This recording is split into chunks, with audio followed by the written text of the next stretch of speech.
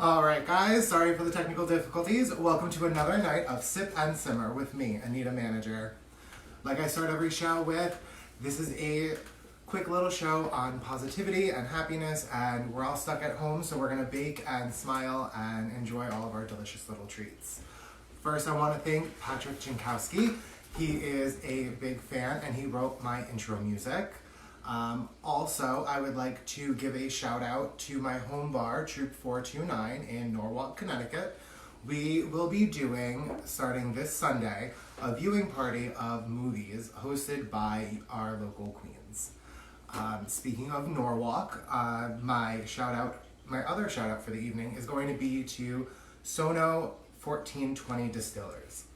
They were in the midst of celebrating their Wee Vodka release when all this started happening, and they stopped production to produce hand sanitizers. And they are going to continue producing hand sanitizers until the shortage is out of the way, I guess. You can show up and you can get 2 free bottles of hand sanitizer for free. You can check them out on Facebook. They will post their link below. It is facebook.com/Sono1420 Distillers, and they have their open hours and what they are providing for everybody available. Okay, one more thing. My Venmo is Anita_Manager. All of the contributing funds will be going towards making more drinks and making more delicious treats for us. All right, so let's start tonight with our drink. Before we get to our delicious chocolate chip brownies, what goes better with brownies? A delicious cold glass of milk. So, tonight we are going to be serving a White Russian. It's a very simple drink, but it is absolutely delicious. So, this time, we do not need a shaker. You need half a cup of cold milk. You need 1 ounce of your coffee liqueur. You're gonna pour that in first. Then you're gonna take 2 ounces of vodka and you're gonna pour that in slowly so that way it doesn't mix and that way you get that nice layered effect. So I'm gonna use a spoon because it's super fancy that way. And you can really guarantee that you are not going to be mixing the liquor. So I'm just going to pour that slowly over the spoon until I get all of it in the glass. Perfect. And then we're going to take half a cup of cold milk and we're going to pour that the same way directly over the spoon so that way it doesn't mix too much. I've got a heavy hand, so it's going to mix a little bit, but well, a little bit more than a little bit. We've got a fully immersed White Russian right here. But we've got a little bit of color down at the bottom. Let's have a taste. Oh my God, that's so good. It's so gross to me to think about a dairy product with liquor, but this is so good and it's gonna pair really well with our chocolate chip brownies. Okay, so before we start this, we are going to talk about measuring. It's super important to measure properly when you are making any kind of baked good. So I'm going to show you guys my favorite way of measuring. What you're going to do is you're going to take your container that has your dry ingredient and make sure that we're using the proper measuring implement or tool or what have you. So I've got a whole cup right here. And what you're going to do is you're going to overfill the cup so that way there is a pile coming out over the top. And what you're going to do is you're going to tap it. And what that does, especially if your measuring cup has like a hard corner like this one does, if it's not rounded, you're going to really tap it in there so that way you get a true cup. And then you're going to scrape the top, and then that is a true cup of flour. The most important thing when you're baking is the ingredients and the measurements. Baking is not like cooking, it is a science and you have to be very specific about what you're doing. Okay, now, since I plan ahead and I've got all my mise en place done, I don't need that. Okay, so over here, I have all of my ingredients ready to go. I've got my 2 bowls. because we're gonna mix our wet ingredients and our dry ingredients separate. So, I've got half a cup of melted butter that you let cool down. You don't want it to reform, but you still want it to not be hot anymore. I have half a cup of butter, a full cup of sugar. I've got 2 eggs. I've got half a cup of flour. I've got a third of a cup of cocoa powder, a teaspoon of vanilla. I have a quarter of a teaspoon of baking powder. I have a quarter of a teaspoon of salt. And my secret ingredient is I don't even use instant. I use really finely ground coffee, and I use 2 teaspoons of that. So, in our first bowl, we're going to get all of our butter in there. And then we're going to take our sugar. We're gonna mix that together, so that way it's nice and incorporated. It's my favorite word when I'm baking, is incorporated. And you don't wanna whip it so that way all of the sugar is dissolved. You just want all the sugar to be wet. So, from here, we're gonna add the eggs. And this is why you wanna make sure that that butter isn't still piping hot from melting it, because you don't wanna have scrambled eggs, because you're not going to really have a good brownie. So we're gonna do 1 egg at a time, and we're gonna make sure that it is completely mixed in before adding the next one.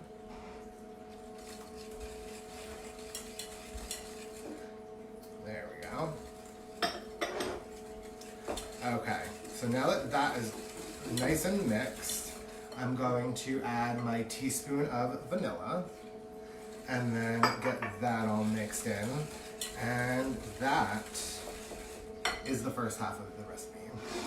In our second bowl, I'm going to mix half a cup of flour, a third of a cup of cocoa powder, a quarter teaspoon of baking powder, and a quarter teaspoon of salt.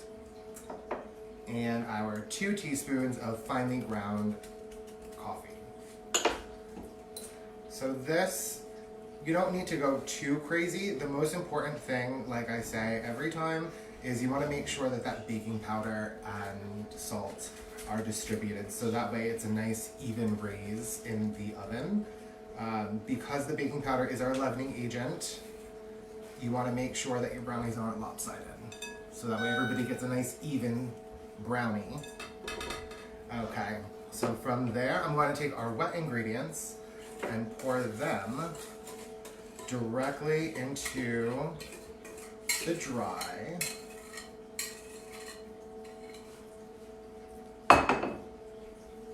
And then mix that up. So, from here what I like to do is I like to let it sit for a minute after I get it all mixed. It just lets it all settle and let the cocoa powder really start to develop its flavor with the sugar and the butter. So this is almost all mixed.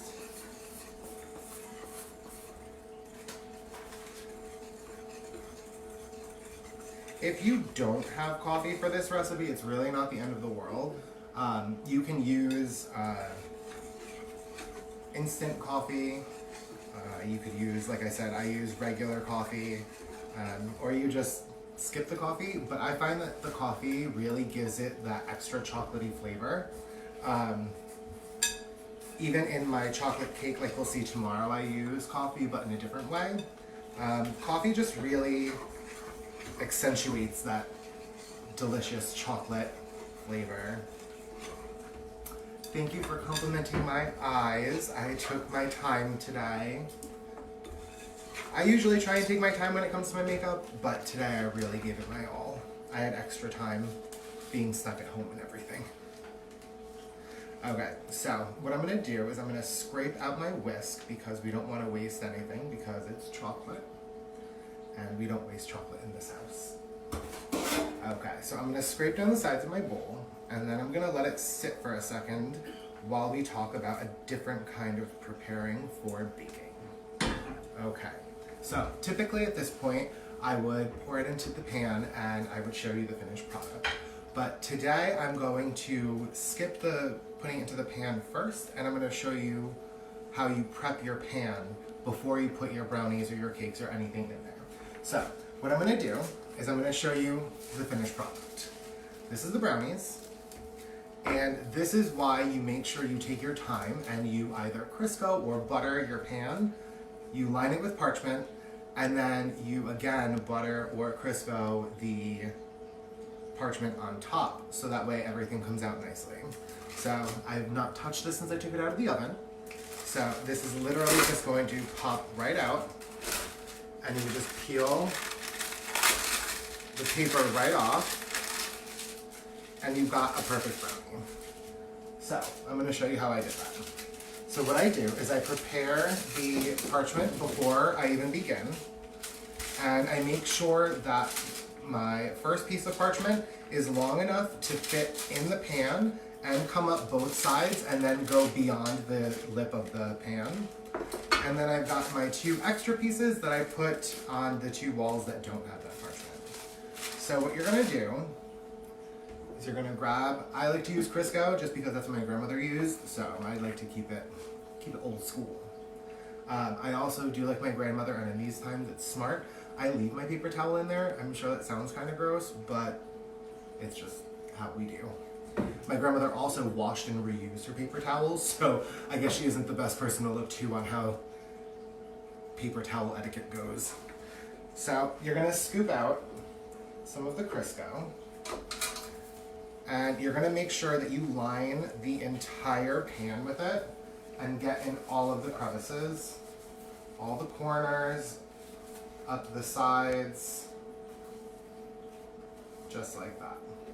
So from there, you take your long one and you just put it down right in the center and you press it in. And with that Crisco or butter already being there, you can kind of manipulate the fat around the pan so that way your parchment paper lays super flat and tight to the pan. When I was younger, I used to cut this little lip of the paper off because I didn't like the way it looked. But it also makes it a lot more difficult to get the brownies out. So with the shorter pieces, when you take parchment off the roll, it's going to curl. If you put the curl side towards the pan, it's going to lay a little bit smoother. So you get those guys in, and that's it. It is super easy, but it saves you so much time and it saves you so much cleanup, and it also saves the brownie.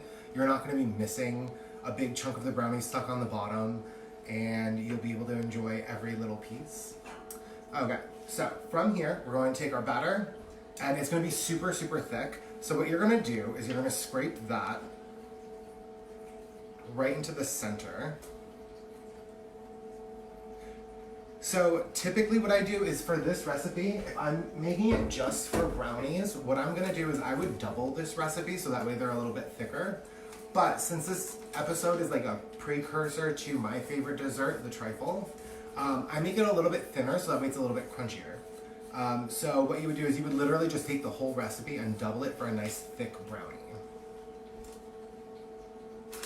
Jasmine, I'm not going to turn around so I can wash my hands and put my back to you people. Pay attention and cook something, okay? Goodness. Okay, so now at this point what you're going to do is you're going to make sure that your brownies are nice and level so that way they cook evenly and you don't get any burnt spots or raw spots. Like I say, every episode, this has raw eggs in it and you don't want a spot that isn't fully cooked, because we don't want any salmonella in this house. Okay, so once this is nice and level, this is where I put my chocolate chips. Now, if I double this recipe, 9 times out of 10 what I do is because I really, really like chocolate. I'm gonna keep the recipes separate, and I'm gonna put one and then a layer of chocolate chips and then put the second recipe on top. So that way it is super thick, but then you've got that gooey center. Just thinking about the warm brownies, I'm so excited. Okay, so my last little thing that I have here is I have half a cup of chocolate chips. And with that, I'm just going to sprinkle them right on top. And what that's gonna do is you're gonna get little pockets of gooiness when they come out of the oven. I'm not even gonna press them down because as the brownies rise, the chocolate chips are gonna sink and melt throughout. But that is my brownie recipe. So that is gonna go in the oven here. And I've got my already baked brownies here. And the parchment comes off nice and easy.